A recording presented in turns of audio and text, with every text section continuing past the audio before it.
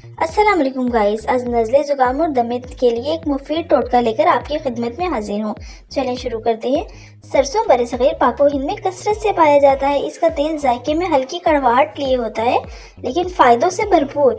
सरसों का तेल खाने पकाने से लेकर जिस्म की मालिश तक में भी इस्तेमाल किया जाता है।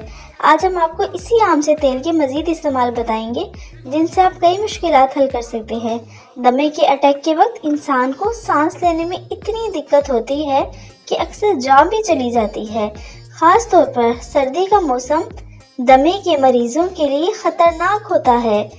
इस मौसम में सोने से पहले सरसों का तेल गर्म करके मरीज़ के सीने पर मालिश ज़रूर करें। ये बहुत फ़ायदेमंद होता है और ये फेफड़ों से सांस की गुज़र को आसान बनाएगा और जिस्म को गर्माइश देगा।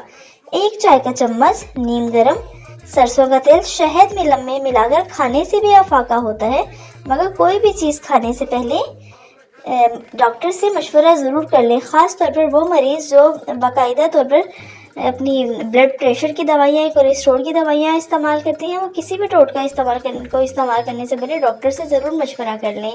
आधा चाय का चम्मच सरसों का तेल लें, 1 चुटकी हल्दी, 1 चुटकी नमक मिलाकर दांत और मसूड़ों पर अच्छी तरह लगाएं और उंगलियों से मलकर थोड़ी देर छोड़ दें। कुछ देर गुजरने के बाद कुल्ली कर लें। इससे मुंह के अंदर का इन्फेक्शन, सूजन और दांत का दर्द कम होने में मदद मिलती है। सरसों के तेल में छिला हुआ लहसुन और लौंग डालकर हल्की आंच पर देर तक पकाएं और बगैर छाने महफूज कर लें। इस आमेज़े को रोज़ाना सोने से पहले हल्का गर्म कर लें और तलवे पर, पाँव का जो नीचे तलवा होता है उस पर मसाज करें।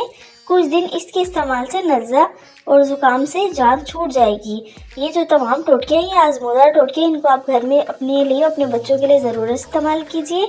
और मज़ीद ऐसी अच्छी वीडियोज़ और अच्छे टोटकों के लिए मेरे चैनल को लाइक करें, शेयर करें और सब्सक्राइब करें। Thank you.